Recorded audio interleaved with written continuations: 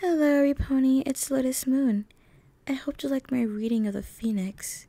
It was a good interpretation as to how Princess Celestia and Princess Luna met Philomena, and how much of a bond they have with each other. If you liked that story, then you're definitely going to like the sequel. Here is, for your hearing enjoyment, The Phoenix's Family, written by M.O.P. Gal. The Phoenix's Family, written by M.O.P. Gal. Chapter 1, Families. Philomena sat on the little stand that Celestia had made for her after coming home from running away. She was watching Celestia do her paperwork when she heard something outside. She turned to look out of the window and saw a mother bird flying with her chicks. As she flew out of sight, she began to grow sad. She had often wondered what had happened to her family. All she knew was Celestia found her and rescued her from dragons as an egg. She didn't know anything about her parents or possible siblings. After a moment of thought, she flew over to Celestia and perched on the table beside her. "Celestia, could I ask you something?" she chirped. Celestia put the paper she was writing on down and looked at her sad phoenix. "Is something wrong, Philomena?" she asked. "What happened to my family?" Celestia sat there in silence for a moment. Philomena waited patiently. I don't really know, Philomena," Celestia sighed, breaking the silence. "All I know is you were in front of me as an egg and there were dragons chasing you." Philomena hung her head. "Could you tell me what happened that day?" Celestia smiled. "I don't see why not." Chapter 2, Celestia sighed. "I remember walking back from exploring the forest and getting some air," Celestia sighed. "I felt an object landing on my head before rolling on the ground." Philomena looked at Celestia with interest. "As soon as I picked it up, I heard a roar," she continued. "I turned around and found dragons chasing me. I held on tight to you and ran for my life." "What happened next?" Philomena chirped. "I tried to shoot at the dragons with my magic, but missed at first. Out of instinct, I shot another beam, causing them to fly into the air." Philomena chuckled, imagining the dragons flailing in the air. "I continued walking home. Right when I opened the door, I grabbed a pillow and put you on top of it. I turned around to walk away, but then I heard a cracking sound. I turned back and found you. You were the most adorable thing I had ever seen. I picked you up in my hooves and fell in love with you right away." Philomena looked at the floor. "What do you think happened to the dragons?" she asked. "I don't know. They probably ran off," Celestia sighed. Philomena stared at the floor more. "Why don't you go and get some air?" Celestia asked. "Go clear your head. We can talk more later." "Sure." She flew to the window, but stopped for another question. "Remind me how long ago it was since you found me?" she asked. "Almost 6 years. Why?"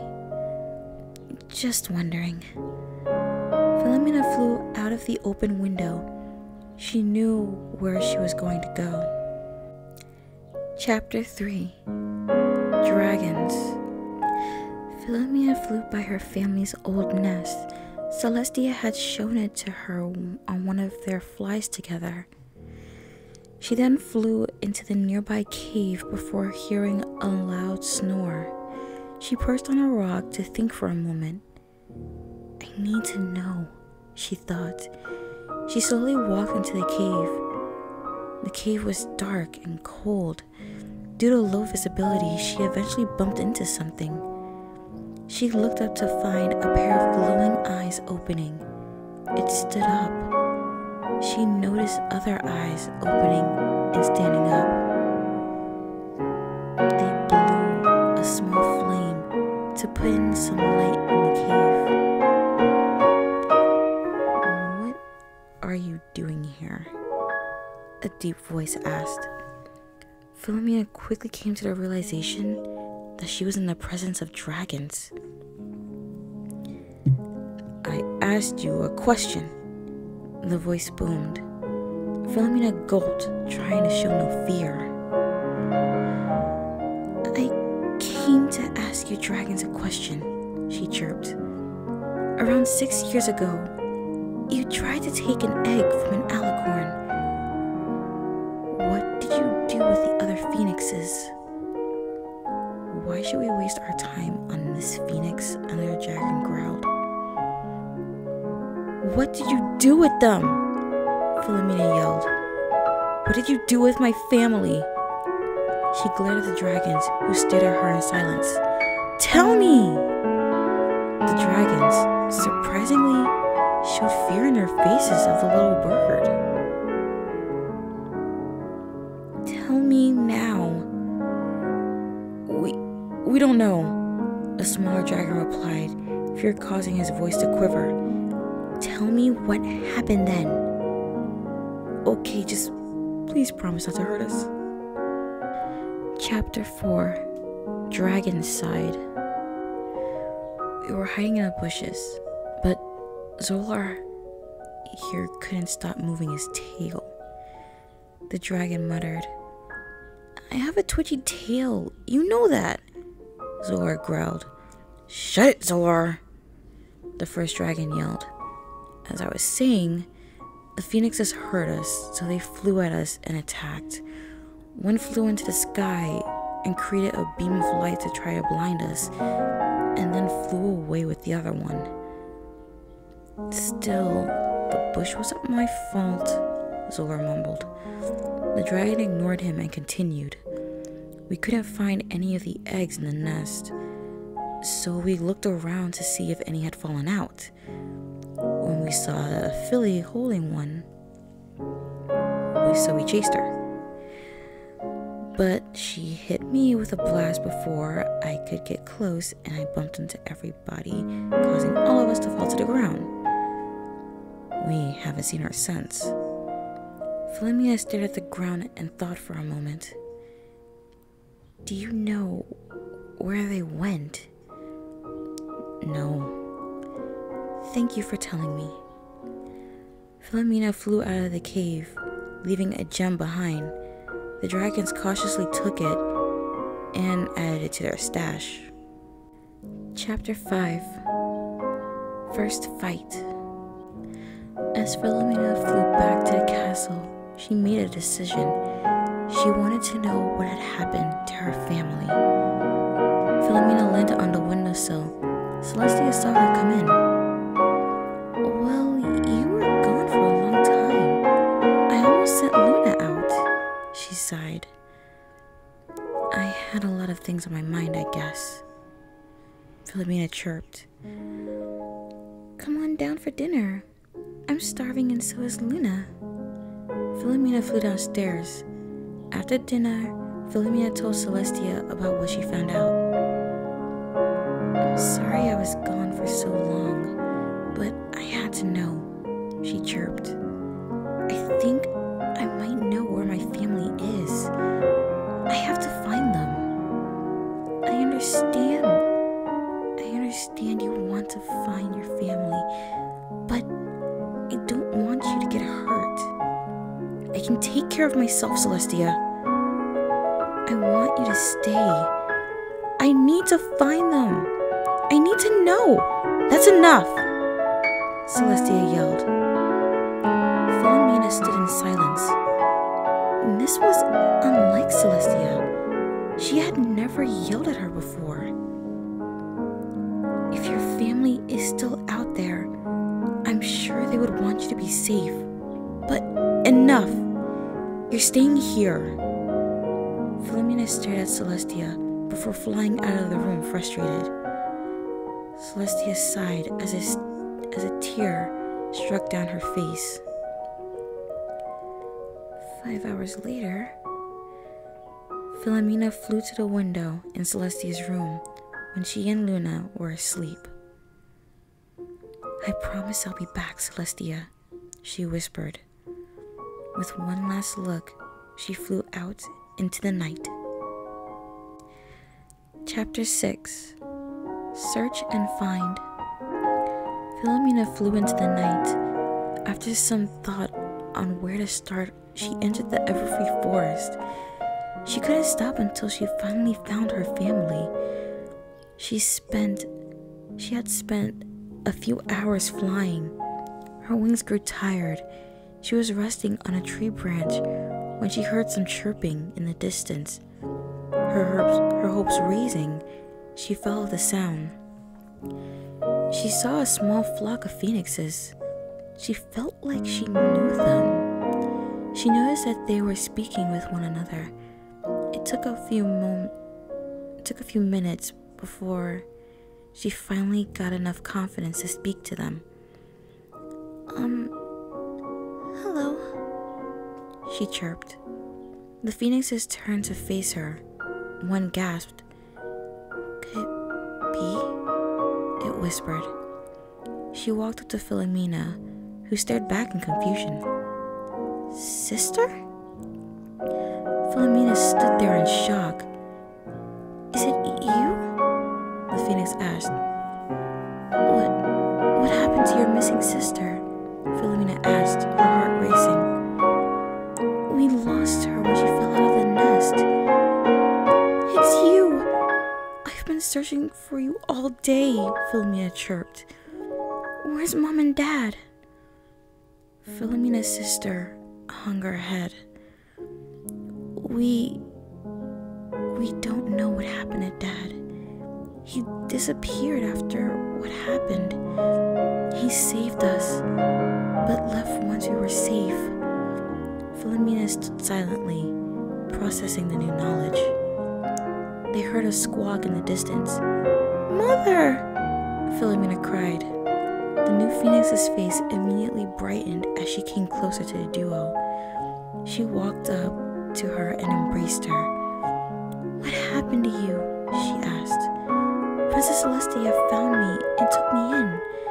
The phoenix was truly happy to find her family, but she remembered that her sister had said about her father. "Where's Dad?" Philomena asked. "Tell me what happened the day you lost me." Chapter 7. Mother's Side. "I suppose you know," Philomena's mother said after a moment's thought. "I was sitting in the nest, watching over the eggs, and your father arrived. I was happy to see him, but we heard something in the bushes. It didn't take much for us to come to the conclusion that it was dragons. We left the nest to go take care of them, and I suppose that's when we lost you. We didn't notice. I was over at the dragons trying to get them away, but it wasn't working. Noticing this, your father flew into the sky and shone a bright beam of light and told me to take the eggs. I noticed that while I was about to pick them up, they had hatched. So I told your father I would need assistance to carry them. I picked up half and your father picked up the rest. We flew away. And then Mother realized that you fell out of the nest and Dad went back to find you," her sister finished. "We haven't seen him since." Philomena's sister hugged her mother. "I'm sorry about Dad," Philomena sighed. "But I came to find you guys so maybe I could find him. We could find him." It's been 6 years, sis. I don't think we could do it. I found you guys after all this time. I'm sure we can find him as well, Philomena chirped. Chapter 8. Trouble. The next morning, Philomena flew out with her family. After a short flight, she noticed the sun turn black, then into the moon. Luna, she thought. Philomena, is something wrong? Her mother asked.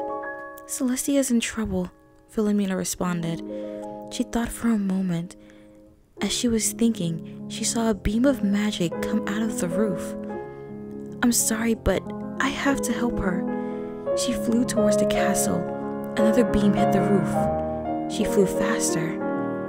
She saw Celestia fly out from the hole in the roof, followed by a dark mare.